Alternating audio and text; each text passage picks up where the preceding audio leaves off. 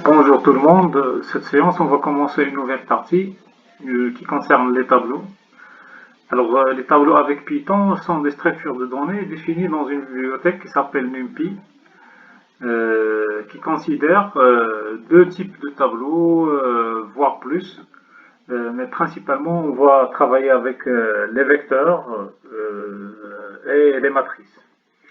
Alors, les tableaux NumPy sont des structures de données qui ressemblent aux listes, mais principalement il y a deux grandes différences entre les deux. Nous avons déjà vu que les listes sont des structures de données dynamiques, ça veut dire à chaque fois on peut ajouter avec append ou insert et enlever des éléments avec du move ou del. Pour les tableaux non, lorsqu'on crée un tableau, ça y est, sa taille est fixe. Deuxième grande différence aussi, c'est que une liste est dite hétérogène, ça veut dire qu'elle peut contenir des éléments de type différents, de type varié, alors que les tableaux sont d'un seul type, ça veut dire si je crée un tableau ou une matrice, ça sera généralement d'un type bien défini avant. Alors, on va voir premier exemple, les tableaux à une dimension. Alors, ce sont des vecteurs normaux, comme ce qu'on a déjà vu avec les listes. Il y a les indices de 0 jusqu'à la taille -1. Voici un exemple d'un vecteur V de taille 6. Alors, ce vecteur V, son premier élément qui contient la valeur 1. Alors, son premier élément, c'est V0. Par exemple, le dernier élément qui contient la valeur 23, c'est V de 5. L'avant-dernier, c'est V de 4. Pour le deuxième exemple, c'est des tableaux à deux dimensions. Alors, ce sont, par exemple, ils peuvent être vus comme des matrices. Et voici un exemple d'une matrice 3 lignes et 4 colonnes. Première ligne, c'est la ligne qui contient les informations 1, 2, 3, 4. Et cette ligne est indexée avec l'indice 0 de la ligne. Voici aussi un exemple de la colonne d'indice 2. Donc cette colonne, il contient les informations 3, 13, 23.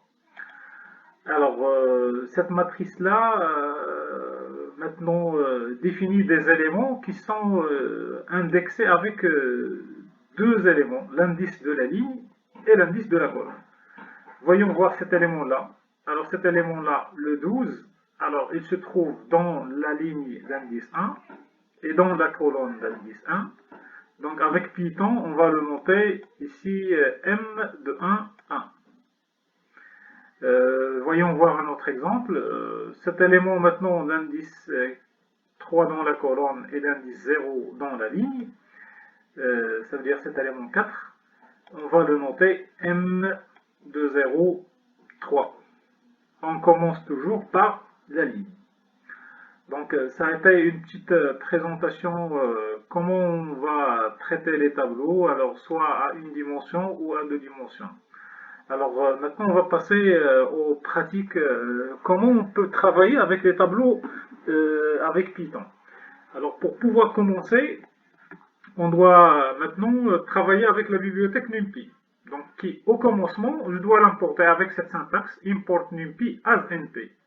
Comme ça, si je veux utiliser une fonction, par exemple qui s'appelle non-fonction, alors je dois l'indexer par np.nonfonction ou évidemment numpy.nom de fonction. On pourrait aussi faire une importation de cette syntaxe from numpy import étoile, mais dans ce cas-là, l'importation va générer l'utilisation de toutes les fonctions et toutes les constantes directement sans passer par np. Ou numpy. Maintenant, deuxième partie, c'est comment on va créer des tableaux.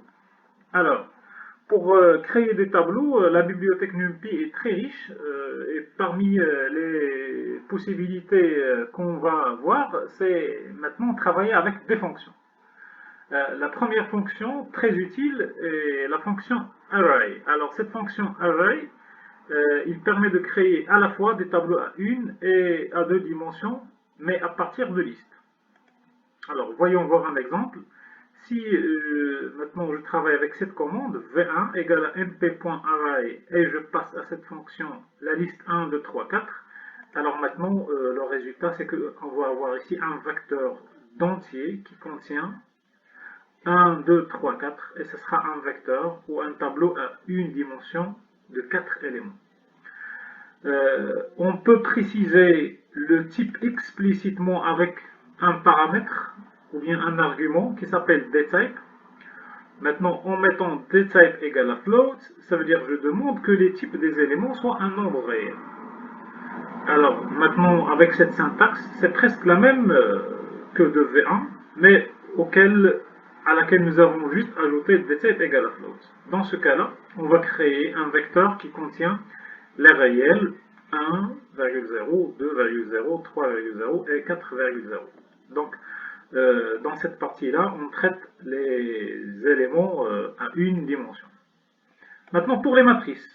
Alors, ce sont considérés des tableaux à deux dimensions. Deux dimensions parce qu'on a les lignes et les colonnes. Pour créer maintenant une matrice à partir d'une liste, la forme de la liste est un petit peu spéciale parce que les éléments de la liste sont des listes aussi. Et on parle maintenant d'une liste de listes. Alors, les éléments à l'intérieur de la liste sont des listes où chacune représente une ligne. Ça veut dire ici, si je veux avoir 4 lignes, alors je dois ranger les informations de chaque ligne sur une liste, comme un vecteur à une dimension.